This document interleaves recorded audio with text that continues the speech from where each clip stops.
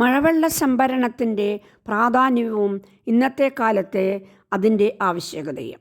ഭൂമിയിൽ ജീവൻ്റെ നിലനിൽപ്പിന് ചില അടിസ്ഥാന വസ്തുതകൾ ഉണ്ട്. അതിലൊന്ന് മഴയാണ്. കേരളത്തെ മഴയുടെ സമൃദ്ധിയിൽ പുഞ്ചിരിക്കുന്ന നാട് എന്ന് വിശേഷിപ്പിച്ചാൽ അധികം ആവില്ല. യഥാകാലം നമുക്ക് ലഭിക്കുന്ന മഴ കേരളത്തിൽ ഇരുവസന്തം കാലത്തെ സൃഷ്ടിക്കുന്നു എന്നതാണ് സത്യം. ഭാരതത്തിൽ ഏറ്റവും അധികം മഴ ലഭിക്കുന്ന സ്ഥലവും കേരളം തന്നെ.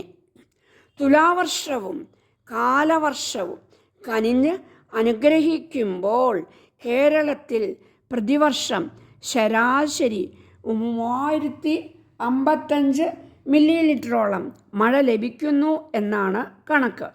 ഇത് ഏറിയും കുറഞ്ഞും ഇരിക്കാം. എന്തായാലും 3000-ന് താഴെ പോകാറില്ല. 3800-ൽ കൂടാറും ഇല്ല.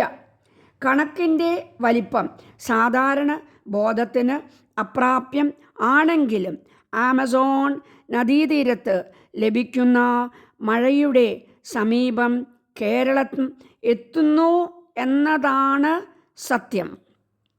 ദൈവത്തിൻ്റെ സ്വന്തം നാടായത് കൊണ്ടാവാം പ്രകൃതി കനിഞ്ഞ് ഈ ജലധാര നമുക്ക് സംഭാവന ചെയ്യുന്നത്.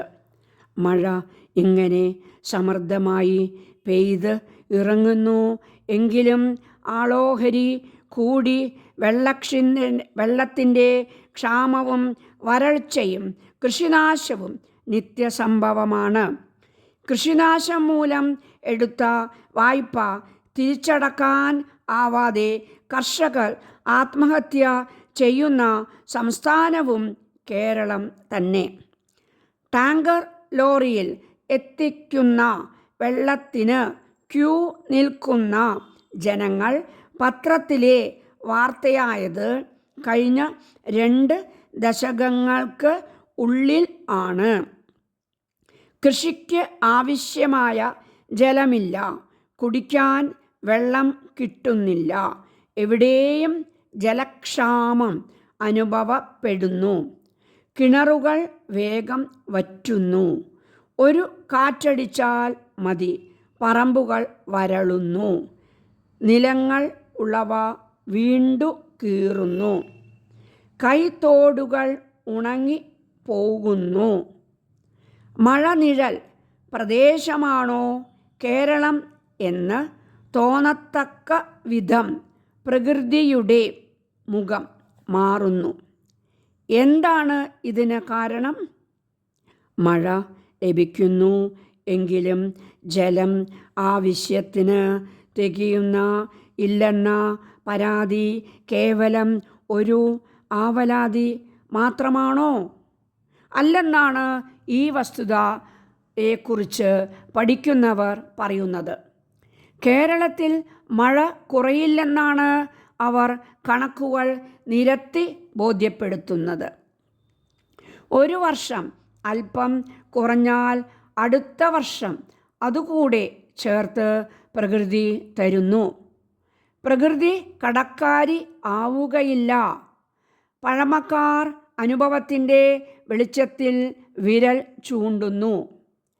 എന്തൊക്കെ ആണ് ഈ അസ്വസ്ഥതയ്ക്ക് കാരണം? മഴവെള്ളം ശൂന്യം ആകാതെ സംഭരിക്കേണ്ടതിൻ്റെ ആവശ്യകത എന്നതാണല്ലോ ഉപന്യാസ വിഷയം തന്നെ. കേരളത്തിന് വരദാനമായി ലഭിച്ചത് 44 പുഴകളാണ്. കൈത്തോടുകളും ചെറുപുഴകളും വേറെയും.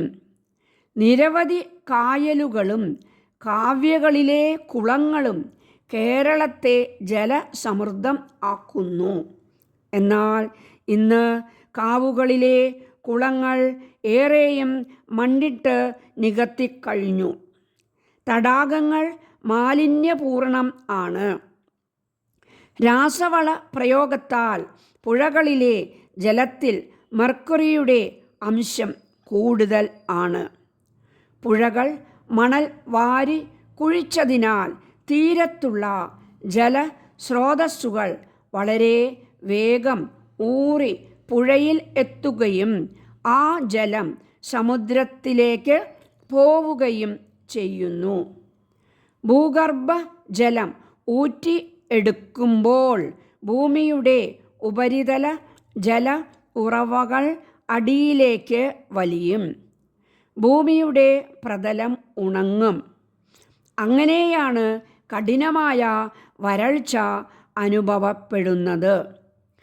ഈ സാഹചര്യത്തിൽ ആണ് കേരളത്തിലെ ജലക്ഷാമം പരിഹരിക്കുന്നതിന് അനുയോജ്യമായ ഒരു മാർഗം മഴവെള്ള സംഭരണമാണെന്ന് കണ്ടെത്തിയത്.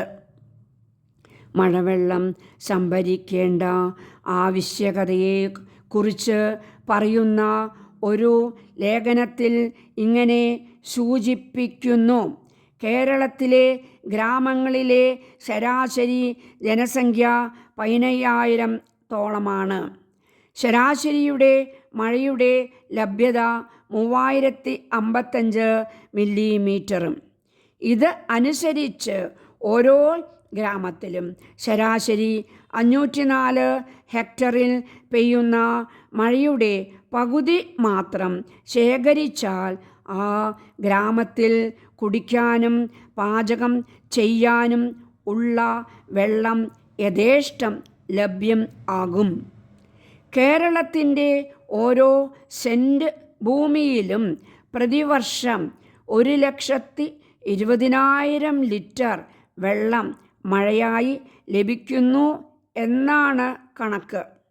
ഈ കണക്കുകളിൽ നിന്ന് വ്യക്തമാക്കുന്ന സത്യം ഇതാണ്.